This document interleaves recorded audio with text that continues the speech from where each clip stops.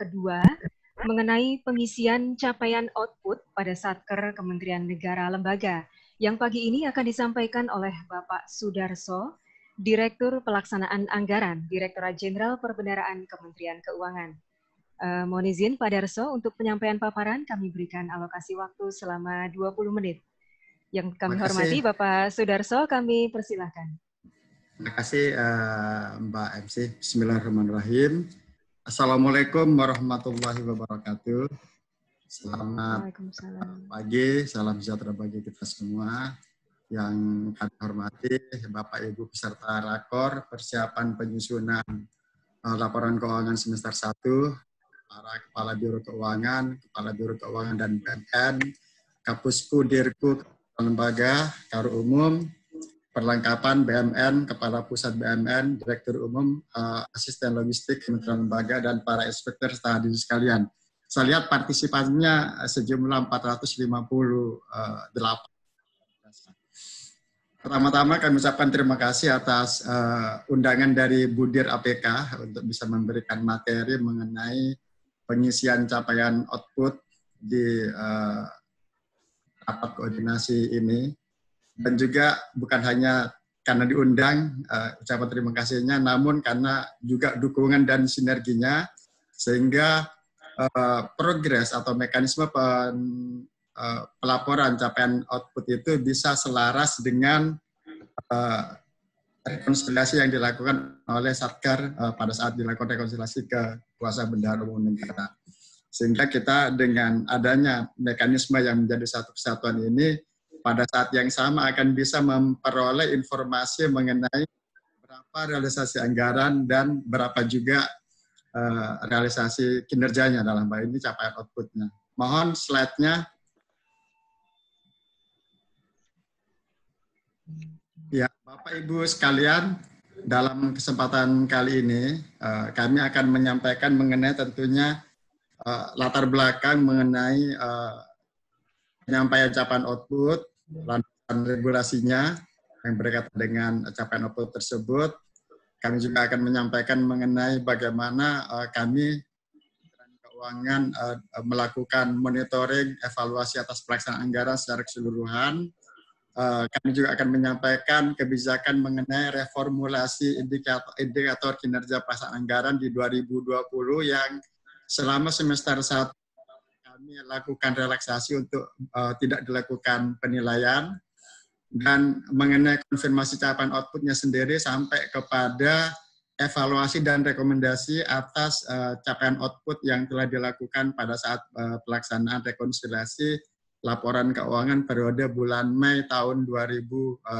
Dan terakhir, kami akan menyampaikan mengenai penilaian kembali indikator kinerja pelaksanaan anggaran untuk semester 2. Bapak Ibu sekalian, seperti yang kita pahami bersama bahwa anggaran itu yang telah ditetapkan di dalam Undang-Undang APBN pada akhirnya pada prinsipnya ditujukan untuk mencapai sasaran prioritas pembangunan, ditujukan untuk mencapai target-target pertumbuhan pembangunan, untuk mencapai output yang ditetapkan pada kementerian lembaga masing-masing, di mana dalam tahapan pelaksanaannya kita tahu ada anggaran yang telah dialokasikan pada masing-masing jenis belanja, ada pelaksanaan kegiatan, pada akhirnya nanti setelah dieksekusi akan ada capaian output, dan dari output tersebut diharapkan bisa diperoleh outcome dan impact yang diharapkan. Dalam penganggaran tersebut, satu kebijakan atau satu prinsip yang diterapkan yaitu penganggaran berbasis kinerja, bahwa kementerian lembaga itu menetapkan, merencanakan target kinerja yang akan dilakukan, dan setelah itu baru dihitung kebutuhan anggaran yang diperlukan untuk mencapai output tersebut. Dalam setiap tahapan tersebut, Bapak Ibu sekalian, bagaimana input itu dioperasikan, bagaimana output itu dicapai, dan outcome itu diperoleh, sudah barang tentu value for money, sejauh mana uang yang bisa dipergunakan, yang telah dianggarkan itu bisa mencapai output dan outcome harus selalu menjadi perhatian kita semua, Bapak Ibu sekalian. Dalam konteks pemisahan kewenangan keuangan negara, kita ketahui bersama bahwa kementerian lembaga selaku Chief Operational Officer dalam hal ini bertanggung jawab atas anggaran yang telah dialokasikan pada kementerian lembaganya serta capaian output yang ditargetkan. Di lain pihak, Kementerian Keuangan selaku Chief Financial Officer melaksanakan beberapa fungsi. Di antaranya yaitu fungsi pelaksanaan anggaran.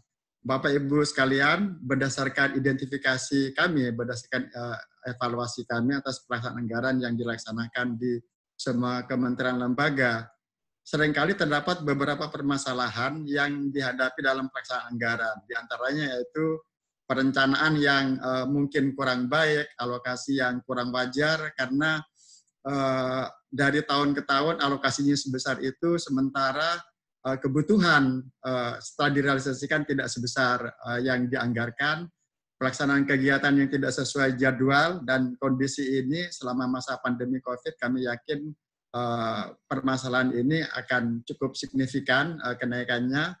Realisasi yang tidak sesuai dengan rencana penarikan dana sebagai akibat bagaimana kementerian lembaga belum bisa merencanakan kegiatannya dengan optimal, yang pada akhirnya akan berimplikasi kepada penyerapan tidak proporsional, yaitu seringkali selalu terjadi penumpukan pencairan anggaran di akhir tahun anggaran. Hal-hal tersebut pada akhirnya dapat berimplikasi kepada pencapaian output yang akhirnya tidak seperti yang ditargetkan, dan yang terakhir yaitu mengenai masih adanya isu mengenai compliance. Gitu. Terkait dengan hal tersebut, Bapak Ibu sekalian, monef pelaksanaan anggaran dilaksanakan secara komprehensif, mulai dari sejak kesesuaian bagaimana anggaran itu dialokasikan, bagaimana kegiatan itu dilaksanakan, bagaimana output itu dicapai, termasuk dalamnya aspek ekonomi, efisiensi, dan efektivitas.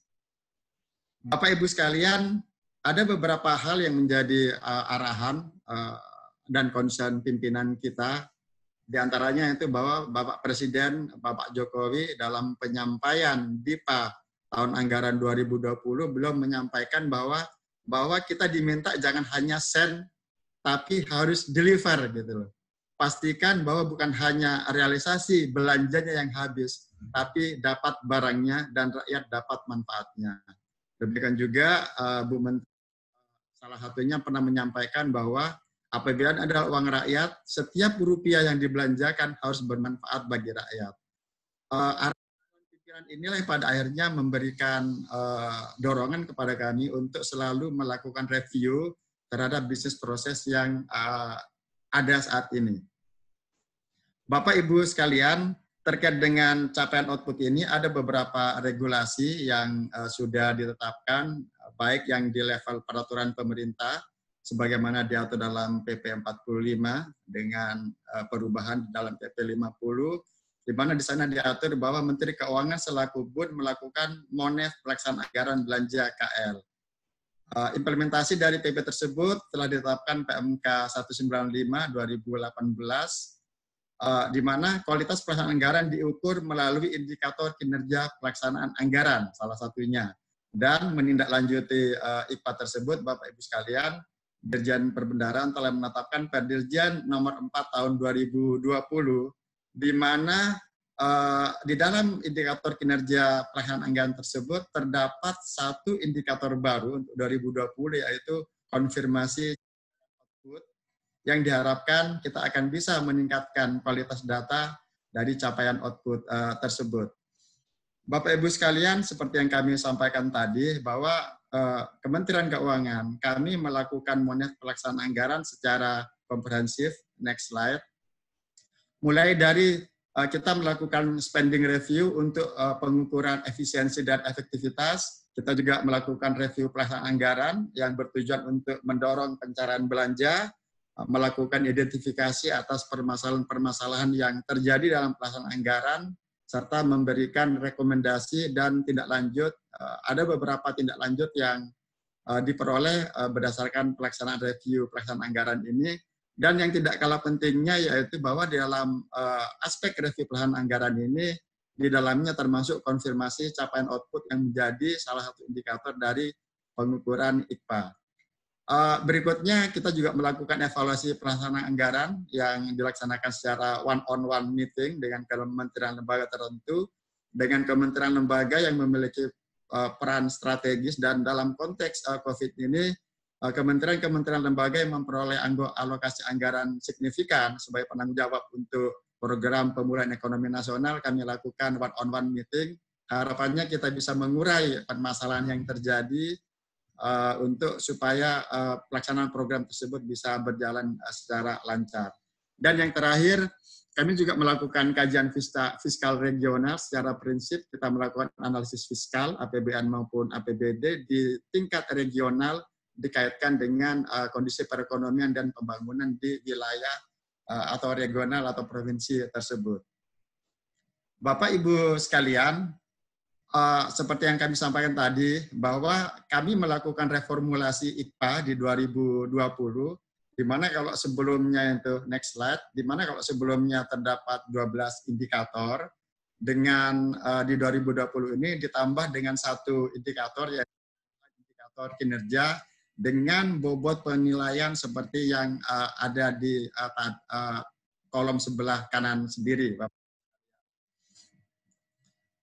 Slide berikutnya, Bapak Ibu sekalian, konfirmasi capaian output, kalau kita kaitkan dengan penganggaran berbasis kinerja, bahwa kinerja suatu anggaran itu diukur dari seberapa mampu kita menghasilkan output yang telah ditetapkan, di mana output penetapan output tersebut, jenis outputnya, volumenya, dan kebutuhan anggarannya dan besaran anggarannya telah ditetapkan di dalam anggaran. Demikian juga kita akan melakukan pengukuran sejauh mana output itu beroperasi sehingga bisa menghasilkan outcome yang dihasilkan. Di monef pencapaian output ini, monef konfirmasi capaian output ini, Bapak Ibu sekalian, kalau kita identifikasi di 2020 adalah total outputnya sebanyak 153.000 lebih output pada 19.308 satker. Di mana kami melakukan beberapa pendekatan di sini untuk fokusnya. Monef capaian output difokuskan kepada output strategis, yaitu output output strategis pada kegiatan strategis dan prioritas nasional yang ditetapkan di dalam rencana kerja pemerintah maupun undang-undang APBN. Dan untuk tahun 2019, Bapak Ibu sekalian, kita melakukan monef atas 39.000 output strategis pada 11.000 satker. Dan untuk 2020, sebanyak 25.800 output strategis pada 9.342 satker. Output ini, Bapak Ibu sekalian, katakanlah kalau misalkan ada output di bidang pendidikan di Kementerian Dikbud, katakanlah, output 1 misalkan, kalau dia dikelola oleh 100 satker, maka kita melakukan menghitungnya itu adalah sebanyak 100 output. Gitu. Bapak Ibu sekalian, seperti yang tadi disampaikan oleh Pak Dirjen, bahwa kita dalam pelaksanaan maupun pertanggungjawaban anggaran ini sebisa mungkin untuk mengoptimalkan peran IT. Slide berikutnya. Oleh karena itu, terhadap konfirmasi capaian output ini juga pertama diselaraskan dengan tahapan atau pelaksanaan rekonsiliasi, dan yang tidak kalah pentingnya yaitu di dalamnya mengoptimalkan aplikasi yang ada di Bapak Ibu sekalian, baik aplikasi SaaS maupun aplikasi Sakti yang pada akhirnya untuk aplikasi SaaS-nya itu menjadi input bagi penyampaian output itu pada aplikasi Saiba. Dan nantinya pada saat pelaksanaan Erecon LK menggunakan aplikasi Erecon LK, teman-teman kami di KPPN akan melakukan penilaian, akan melakukan konfirmasi terhadap capaian-capaian output yang dinilai masih belum normal atau bersifat anomali. Penilaian output ini Bapak pada akhirnya Bapak Ibu sekalian, di samping akan menjadi nilai dari IKPA, yang tidak kalah pentingnya adalah bahwa dia juga menjadi input bagi penilaian EK yang dilaksanakan oleh Direktorat Jenderal Anggaran. Kami menyepakati bahwa antara EK maupun IKPA ini pada akhirnya akan menjadi satu, dan secepat apa proses itu bisa kita lakukan, semuanya akan tergantung pada sejauh mana kita bisa menghasilkan capaian output secara berkualitas. Slide berikutnya, kami mungkin bisa menyampaikan mengenai progres capaian output, di mana kalau kita bandingkan dengan posisi di Desember 2019 pada saat kita pertama kali melakukan permintaan capaian output, ini menunjukkan progres yang sangat menggembirakan. Baik ditinjau dari jumlah output yang terkonfirmasi dan tidak terkonfirmasi, di mana yang tidak terkonfirmasinya itu mengalami penurunan, dan pada saat yang sama output-output yang terkonfirmasi mengalami kenaikan. Demikian juga dengan jumlah Satker yang melakukan konfirmasi capaian output tersebut, di mana terjadi kenaikan Satker yang outputnya terkonfirmasi seluruhnya, dan pada saat yang sama terjadi penurunan terhadap Satker yang outputnya masih belum terkonfirmasi seluruhnya. Sehingga kami berdasarkan kondisi tersebut, kami bisa menyimpulkan bahwa partisipasi Satker semakin bagus dengan data capaian output juga yang semakin bagus. Ada beberapa manfaat yang bisa kita peroleh dengan kondisi tersebut, Bapak Ibu sekalian. Yang pertama tentunya dengan adanya data capaian output, kita akan memiliki data yang lengkap, bukan hanya realisasi anggaran, bukan hanya penyerapan anggaran, namun juga kita bisa mengetahui bagaimana capaian outputnya. Dan yang tidak kalah pentingnya, itu semua dilaksanakan secara aktual, dilaksanakan secara bersamaan pada saat rekonsiliasi keuangan sekaligus konfirmasi capaian output.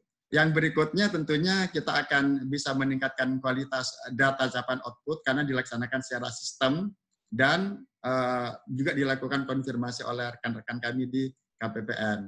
Dan capaian output ini juga Bapak Ibu sekalian bisa dipergunakan sebagai alat pemantauan maupun pengawasan baik di Bapak Ibu sekalian semua di kementerian lembaga maupun bagi kami di Kementerian Keuangan. Yang tidak kalah pentingnya Bapak Ibu sekalian, IKPA yang di dalamnya ada capaian output ini menjadi salah satu indikator dalam kebijakan pemberian penghargaan dan atau pengenaan sanksi kepada KL sebagaimana diatur dalam Perpres 42 tahun 2020. Dan tentunya semua itu akan menjadi feedback bagi kita untuk perumusan kebijakan, untuk perbaikan kebijakan maupun yang berkaitan dengan bisnis proses maupun penganggarannya. Slide berikutnya, ada berdasarkan hasil evaluasi tersebut, Bapak Ibu sekalian, meskipun partisipasi semakin bagus, data semakin bagus, kami masih melihat terdapat beberapa hal yang kami mohon bantuannya kepada Bapak Ibu sekalian untuk dilakukan perbaikan. Yang pertama yaitu menurut data yang ada, masih terdapat isian data target output yang bernilai 0 pada DIPA. Padahal ini menjadi satu basis bagi kita untuk menilai capaian output tersebut. Yang kedua, terdapat perbedaan antara target output yang ada di DIPA dengan data yang ada di Bapak Ibu sekalian, di PUK tentunya. Nah ini harusnya secara ideal, secara konsep, data yang ada di RKKL, yang ada di POK itu yang kebawa ke DIPA atau jadi satu kesatuan. Ini mungkin mohon Bapak Ibu sekalian untuk bisa dilihat kembali mengenai perbedaan tersebut. Yang ketiga, Satker belum memiliki pemahaman yang sama mengenai cara pengisian capaian output.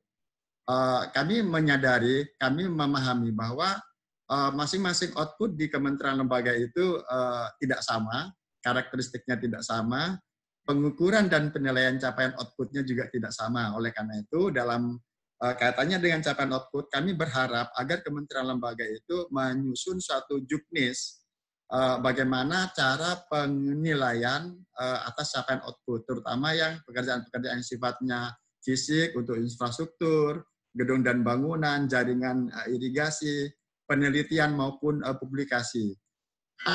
Beberapa hal yang kami rekomendasikan, yang pertama tentunya itu melakukan review terhadap target output yang ada di RKKL dan DIPA. Sebenarnya yang mana yang tepat, yang mana yang valid, untuk pada akhirnya dilakukan perbaikan.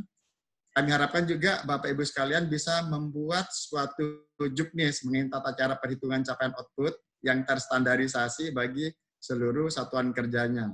Dan yang tidak kalah pentingnya yaitu kami harapkan juga bisa melakukan monef capaian output secara berkala, sehingga pada saat kita ketemu untuk melakukan evaluasi pelaksanaan anggaran, kita memiliki data yang sama, memiliki informasi yang sama, sehingga pelaksanaan EPA-nya akan menjadi lebih efektif.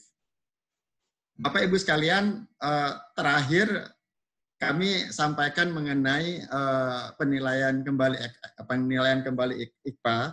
Jadi kalau sebelumnya kami telah menetapkan regulasi kebijakan untuk melakukan relaksasi IKPA sampai dengan triwulan kedua, maka dengan mempertimbangkan bahwa sekarang kondisinya belum normal seperti sebelum kejadian COVID, namun sudah masuk ke dalam kondisi new normal, dan juga tadi Pak Dirjen menyampaikan bahwa ada penambahan anggaran dalam jumlah yang signifikan. Kita semua diminta untuk tetap menjaga governance, dan yang tentunya kami berharap dengan penilaian IKPA ini akselerasi belanja akan bisa ditingkatkan, karena di dalamnya ada satu indikator anggaran.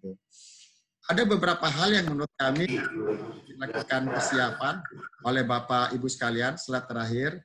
Yang pertama tentunya seiring dengan penetapan Perpres 72, kami mohon dilihat kembali apakah anggaran Bapak Ibu sekalian sudah dilakukan revisi sesuai dengan yang diatur ditetapkan dalam Perpres tersebut.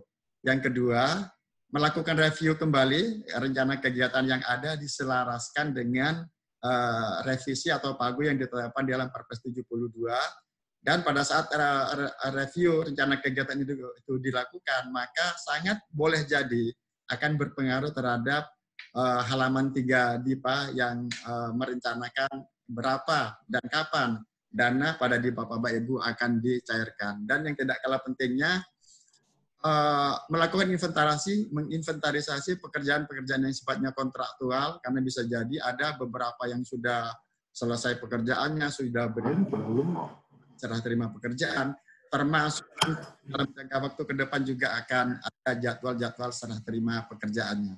Barangkali demikian yang dapat kami sampaikan, mudah-mudahan di dalam sesi diskusi kita bisa memperdalam segala sesuatu yang menjadi materi di rakor kali ini. Kami kembalikan kepada Saudari Amsi.